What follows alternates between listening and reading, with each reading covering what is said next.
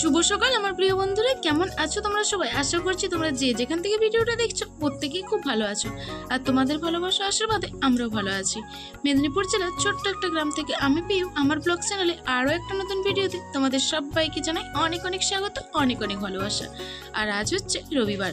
আজকের ব্লগটা আমি সকাল থেকে শুরু করলাম, তোমরা সাথে দেখো, ভিডিওটা দেখতে থাকো। তো দেখো এই যে পায়রাগুলো নেমেছে, এদেরকে খেতে দিলে খাবার দিলে এরা এসে খায়। তো এইভাবে একের পর এক নেমে আসে। আর দেখো সকালে পরিবেশটা খুব সুন্দর লাগে না? আর বিশেষ করে এই যে শরৎ আসছে, শরতের সকালের হাওয়াটা এতটা গায়ে লাগলে ভালো লাগে, মানে খুবই ভালো লাগে। তো যাই হোক বন্ধুরা, তোমাদেরকে ভিডিওটা প্রথম থেকে শেষ পর্যন্ত থাকার অনুরোধ রইল তোমাদের কাছে।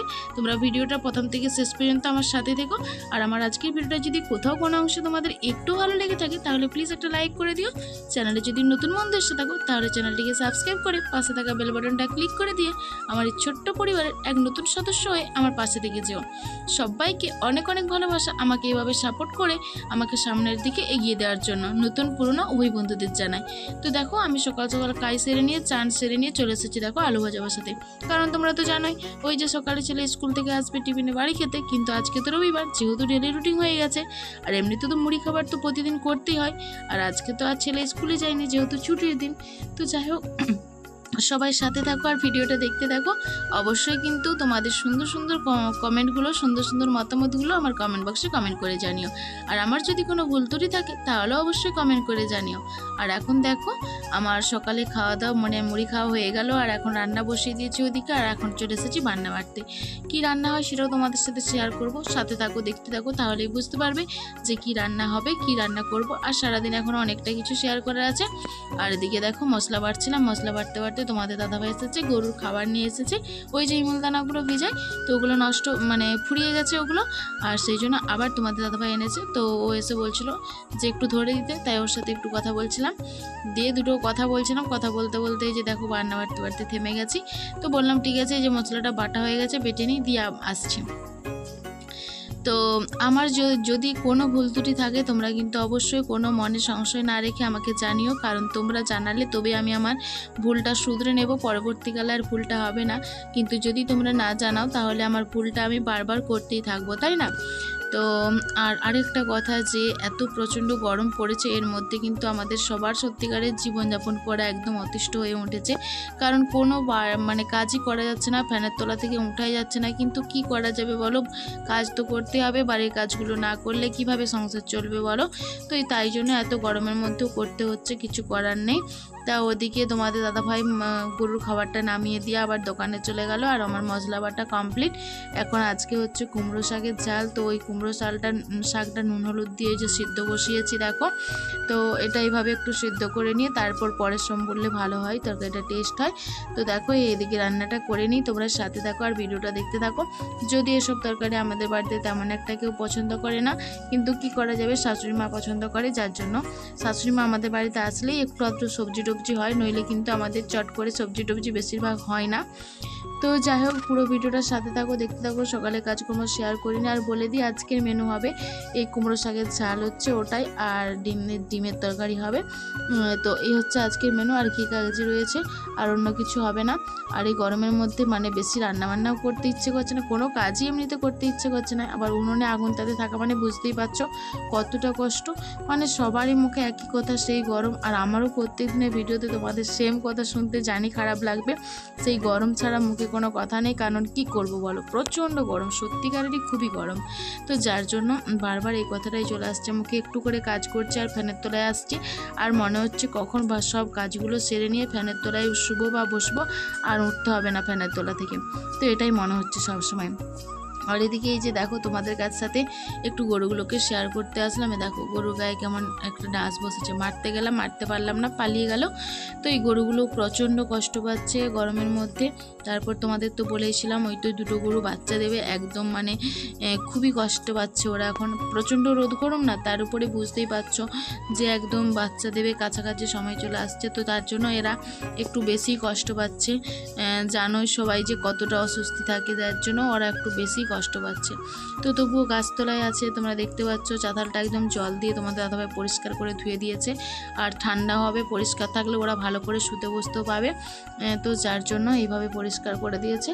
তো এরা এখন শুয়ে আছে। আর দেখো গরুটা কেমনভাবে ধুঁকছে, দেখছো? এটাই তোমাদের সাথে শেয়ার করছিলাম, দেখাচ্ছিলাম।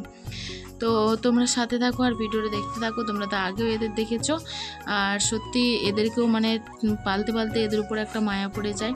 তো এরা একটা মায়ের জিনিস, এরা একটা মানে আমাদের পরিবারে একজনের মতো হয়ে গেছে।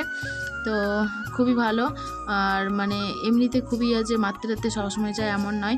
তো দেখো কতটা কষ্ট পাচ্ছে গরমের মধ্যে, কেমন ধুঁকছে দেখছো? এটাই শেয়ার করছিলাম তোমাদের সাথে।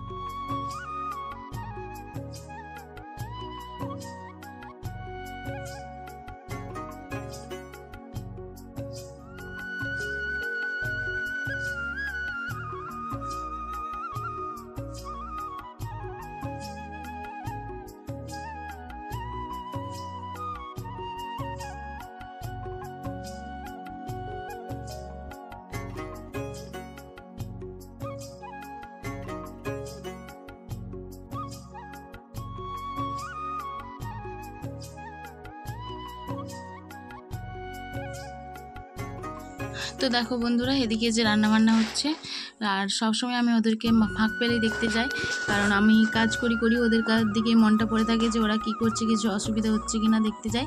তো এদিকে যে রান্না করতে করতে গিয়েছিলাম, তাই তোমাদের সাথে একটু শেয়ার করলাম। আর এদিকে দেখো, দেখতেই পাচ্ছ রান্না আমার এখন কমপ্লিট। তো চলো সাথে থাকো, দেখতে থাকো। এরপর আমরা খাওয়া দাওয়া করবো। তোমাদের দাদাভাই বাড়ি চলে এসেছে এখন। তো দেখো বন্ধুরা, এখন একবারে চলে এলাম সন্ধ্যেবেলা, সারাদিন আসা হয়নি। আর সন্ধ্যাবেলা এদিকে দেখো একদম রান্নার সময় এলাম, সন্ধ্যাবেলা রান্না করছি। আর তোমার দাদাভাই গিয়েছিল পুকুরে বড়শি মানে ছিপ নিয়ে মাছ ধরতে।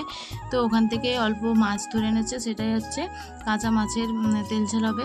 আর এটা খুবই ভালোবাসে আমার ছেলে বলো, তোমার দাদাভাই বলো, সবাই খুব ভালোবাসে, যার জন্য মাছটা ভাজলাম না, আর কাঁচা মাছের তেল ঝাল করে নিয়েছি। কাঁচা মাছের তেল ঝাল করে নিচ্ছি এই জন্য।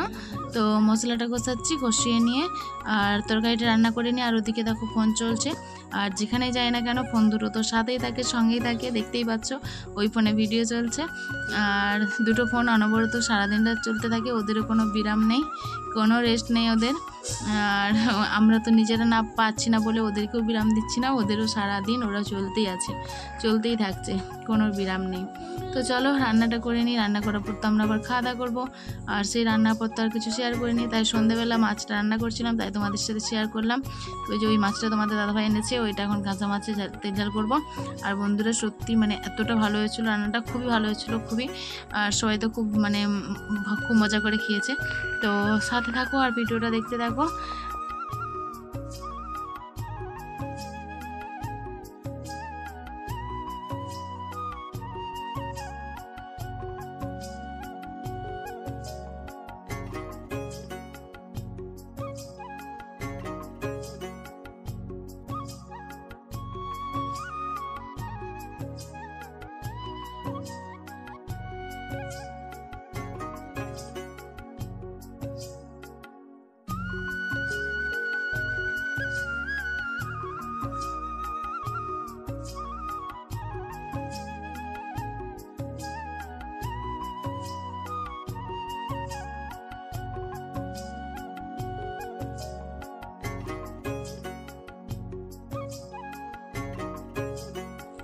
আর দেখো বন্ধুরা, এদিকে রান্নাবান্না তো কমপ্লিট হয়ে গেছে, আর এখন সবাই খেতে বসে গেছি রাতের খাবার। আর দেখো সব সময় ফোনগুলো চলতে আছে, ফোন তো কাছেই আছে। এখন সবাই রাতের খাবার খেতে বসে গেছে। আর এদিকে দেখো রাতে খাওয়া দাওয়ার পর যখন গোয়েল দেখতে গিয়েছে তোমাদের দাদাভাই, দেখছি গরুটা পুরো দুলছে, একদম মুখ দিয়ে লাল পড়ছে, জিভ বেরিয়ে যাচ্ছে, এরকম একটা অবস্থা। তো মানে গরমের জন্য, প্রচণ্ড গরম, তো তার জন্য পুরো জিভ বেরিয়ে যাচ্ছে, মানে একদম জীবন বেরিয়ে যাওয়ার মতো অবস্থা, জানো তো। তো যার জন্য আবার গোয়েল থেকে বের করে মেনে জুড়ে তো এইভাবে এইভাবে গায়ে জল দিচ্ছিল। এত প্রচণ্ড গরমে একদম কি বলবো, মানে জিভটা বের করে দিচ্ছে, মুখ দিয়ে লাল হচ্ছে, এরকম এতটা মানে কষ্ট হচ্ছে ওদের। যেহেতু গোয়েলটা চারিদিকটা ঘেরা, তার জন্য আরও বেশি গরম লাগছে। আর জানোই কতটা পরিমাণে গরম এখন। তো আবার খেয়ে দিয়ে শুতে যাবে, দেখতে এসে এরকম অবস্থা দেখে আবার শুতে যাবার আগে ওকে ফাঁকে বের করে আবার এইভাবে গায়ে জল দিচ্ছে। নয়তো মানে দেখে তো আমি একদম ভয় পেয়ে গেছি, পুরো জীবন বেরিয়ে যাওয়ার মতো অবস্থা জানো। তো যাই হোক, ওই জন্য বললো গা ধোয়া তো রাত্রে ভয় পাচ্ছে, তবু তোমার দাদাভাই বলছে কিছু হবে না, ওদের শরীর এমনি গরম, তো জল একটু দিয়ে দিই, নয়তো কষ্ট পাচ্ছে। আমি বললাম অল্প করে দাও তাহলে। তো যাই হোক বন্ধুরা, তোমরা যারা যারা এতক্ষণ পর্যন্ত আমার ভিডিওটার সাথে ছিলে সবাইকে অনেক অনেক ভালোবাসা আর অসংখ্য ধন্যবাদ। তোমরা এভাবে আমার পাশে থেকো, আমাকে সাপোর্ট করো। আবার দেখা হবে আগামীকাল আবার একটা নতুন ভিডিওর সাথে।